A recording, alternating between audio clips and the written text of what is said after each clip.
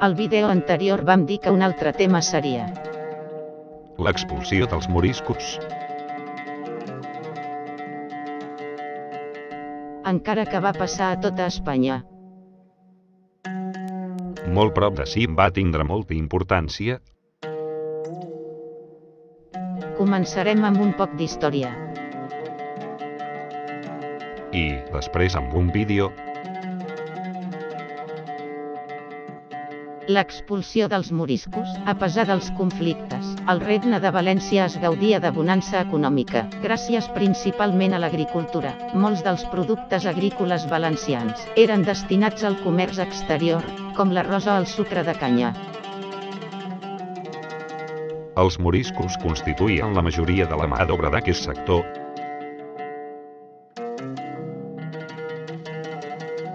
Els moriscos eren musulmans que vivien en territori espanyol i que després de la conquesta de Granada es van quedar al seu lloc d'origen. Després de moltes, el rei Felip III va signar el decret d'expulsió dels moriscos de tot el territori espanyol.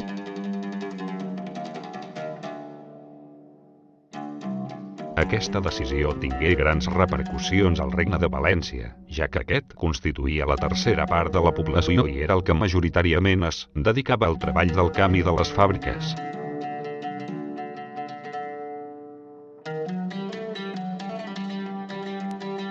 L'expulsió tingué conseqüències especialment negatives per a l'economia. Els cultius com la canya de sucre o el cotó van disminuir considerablement, i multitud de tallers van haver de tancar a causa de la falta de mà d'obra.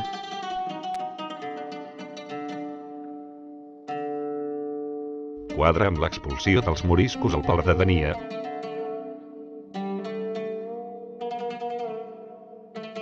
I ara, com havíem promès, Un xicotet vídeo.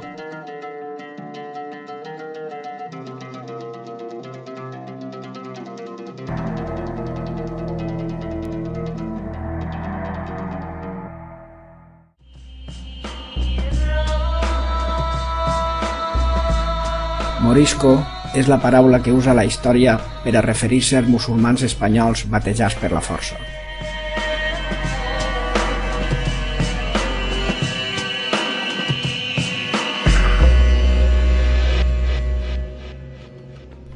Els moriscos eren en la seva majoria descendents de la primitiva població hispano-romana autòctona.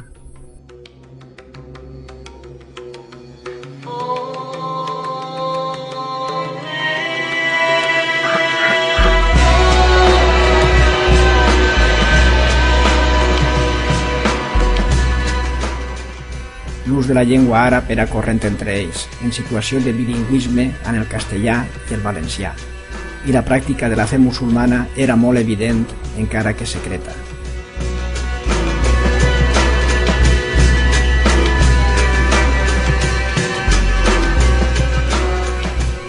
Vassalls dels senyors cristians, però odiats pels catòlics reis, rebutjats per la corona espanyola, que es veia com a quintacolumnistes dels pirates berberiscos, dels turcs i els francesos, i detestats per la Iglésia, que dubtava de la sinceritat de la seva conversió, els moriscos van esdevenir en una massa objecte de tota classe de sospites i d'impossible integració. En diverses ocasions es va pensar en decretar la seva expulsió, però la mesura es va posposar a causa de les pressions de la noblesa aragonesa i valenciana beneficiades d'aquest règim de semi-esclavitud.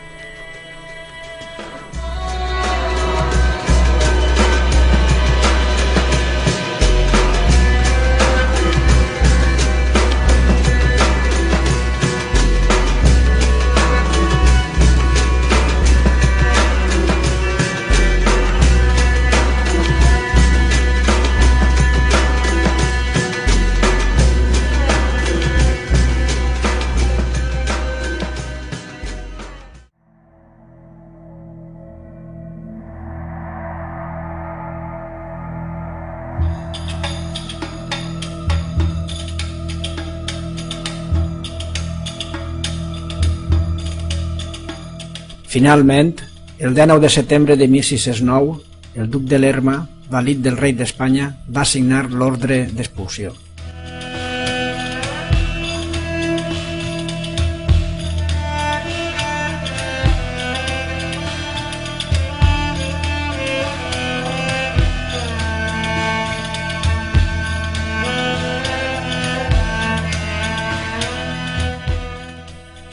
Des de començaments de setembre, els terços arribats d'Itàlia van prendre posicions en el nord i en el sud del Regne de València, i el 22 d'aquell mes el virrei va ordenar la publicació del decret.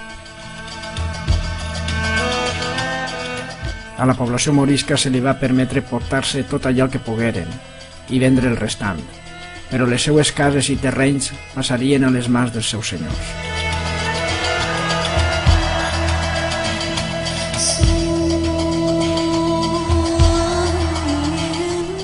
A partir del 30 de setembre, els poblaments moriscos van ser conduïts pels militars als ports de València, Vinaròs, Alacant i Dénia, on com a ofensa última van ser obligats a pagar-se el passatge. A Dénia, sota el comandament del marquès de Santa Cruz, i durant els dies 30 de setembre i 1 i 2 d'octubre van embarcar 3.803 moriscos repartits en 17 galeres de Nàpols.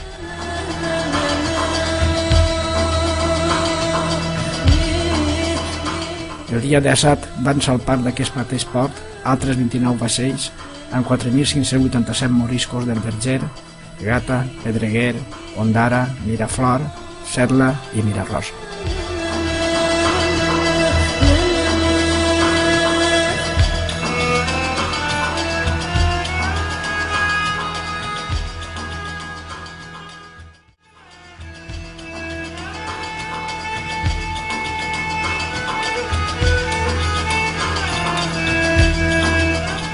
Els primers moriscos van ser transportats al nord d'Àfrica, on, en ocasions, van ser atacats per la població dels països receptors. Això va causar temors en la població que encara no havia embarcat, i el 20 d'octubre es va produir una rebel·lió morisca contra l'expulsió, centrada a les valls del Pop, la Guar i en la Muela de Cortes. A més, els moriscos volien més temps per a vendre els seus béns i, en el fons, albergaven l'esperança que vinguera el turc o els pirates berberiscos a rescatar-los.